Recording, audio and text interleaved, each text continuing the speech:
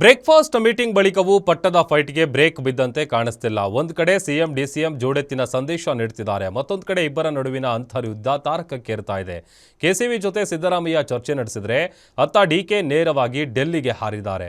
ಮುಂದಿನ ಸೋಮವಾರ ಹೋಗ್ತೀನಿ ಅಂದಿದ್ದ ಶಿವಕುಮಾರ್ ಇಂದೇ ಹೋಗಿದ್ದಕ್ಕೆ ಕಾಂಗ್ರೆಸ್ನಲ್ಲಿ ಸದ್ಯ ಕುತೂಹಲ ಹೆಚ್ಚಾಗಿದೆ.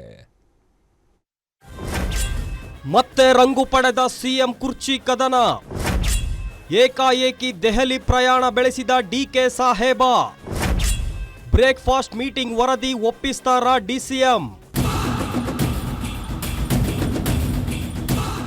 ಎಸ್, ಕಳೆದ ಒಂದು ತಿಂಗಳಿಂದ ರಾಜ್ಯ ರಾಜಕೀಯದಲ್ಲಿ ಸಿಎಂ ಕುರ್ಚಿಯದ್ದೇ ಗದ್ದಲ. ಕರ್ನಾಟಕ ರಾಜಕೀಯದಲ್ಲಿ ಊಹಿಸದಂತಹ ಬೆಳವಣಿಗೆಗಳು ಪ್ರತಿದಿನವೂ ನಡೆಯುತ್ತಲೇ ಇವೆ. 2 ಬಾರಿ ಬ್ರೇಕ್ಫಾಸ್ಟ್ ಮೀಟಿಂಗ್ ಮಾಡಿದ್ರು ಸಿದ್ದು ಡಿಕೆ ಇಬ್ಬರು ಒಮ್ಮತಕ್ಕೆ ಬಂದ ರೀತಿ ಕಾಣ್ತಿಲ್ಲ. ಡಿಕೆ ಶಿವಕುಮಾರ್ ಸಿಎಂ ಪಟ್ಟ ಸಿಗಲೇಬೇಕೆಂಬ ಹಠಕ್ಕೆ ಬಿದ್ದಿರುವಂತೆ ಮೇಲ್ನೋಟಕ್ಕೆ ಕಂಡುಬರುತ್ತಿದೆ. ಈ ಹಿನ್ನೆಲೆಯಲ್ಲಿ ಇಂದು ಏಕಾಏಕಿ ಡಿಕೆ ಶಿವಕುಮಾರ್ ದೆಹಲಿ ಪ್ರಯಾಣವನ್ನ ಬೆಳೆಸಿದ್ದಾರೆ. ಈ ಬಗ್ಗೆ ಮಾಧ್ಯಮಗಳೊಂದಿಗೆ ಮಾತನಾಡಿದ ಡಿಸಿಎಂ ಡಿಕೆ, ನನ್ನ ವೈಯಕ್ತಿಕ ಕಾರಣಕ್ಕೆ ಹೋಗ್ತಿದ್ದೇನೆ ಎಂದರು.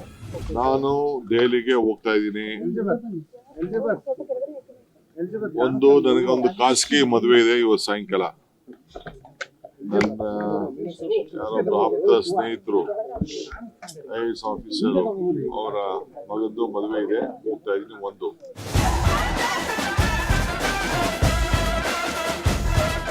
ಇನ್ನು ಎಐಸಿಸಿ ಪ್ರಧಾನ ಕಾರ್ಯದರ್ಶಿ ಕೆಸಿ ವೇಣುಗೋಪಾಲ್ ಇಂದು ಮಂಗಳೂರಿಗೆ ಆಗಮಿಸಿದ್ರು. ಈ ವೇಳೆ ಸಿಎಂ ಸಿದ್ದರಾಮಯ್ಯ ಕೆಸಿವಿ ಜೊತೆ ಖುಷಿಯ ಮೂಡ್ನಲ್ಲಿದ್ರು. ಇದರ ಬೆನ್ನಲ್ಲೇ DCM DK Shivakumar high alert ಆದಂತೆ ಕಾಣ್ತಿದೆ.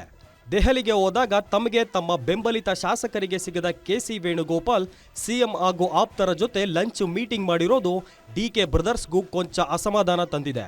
ಬದಲಾಗಿ ಮಂಗಳೂರಿನ ಇಂದಿನ ಕಾರ್ಯಕ್ರಮಕ್ಕೆ ಉಪಮುಖ್ಯಮಂತ್ರಿ ಡಿಕೆ ಶಿವಕುಮಾರ್ ಅವರನ್ನ ಆಹ್ವಾನ ಮಾಡಿಲ್ವಂತೆ.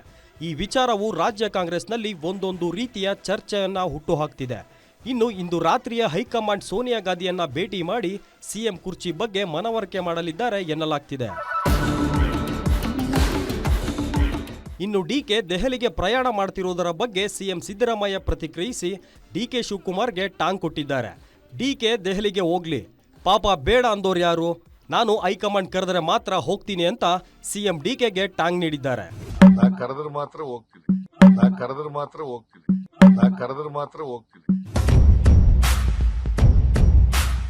ಸಿದ್ದು ಡಿಕೆ ನಡುವೆ ಕುರ್ಚಿ ಕಾಳಗಕ್ಕೆ ತಾತ್ಕಾಲಿಕ ಬ್ರೇಕ್ ಬಿದ್ದಂತೆ ಕಾಣ್ತಿತ್ತು.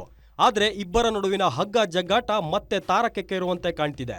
ಡಿಸೆಂಬರ್ 8ನೇ ತಾರೀಕಿನಿಂದ ಸಿಎಂ ಡಿಸಿಎಂ ಇಬ್ಬರು ದೆಹಲಿಗೆ ತೆರಳೋ ಸಾಧ್ಯತೆ ಇದೆ. ಇಲ್ಲವೇ ಡಿಸೆಂಬರ್ 14ರಂದು ವೋಟ್ ಚೋರಿ ಪ್ರತಿಭಟನೆ ಬಳಿಕ ಸಿದ್ದು ಡಿಕೆಶಿ ಜೊತೆ ಹೈಕಮಾಂಡ್ ಚರ್ಚೆ ನಡೆಸಬಹುದು. Durgesh Nayak, political bureau, guarantee news, Bengaluru.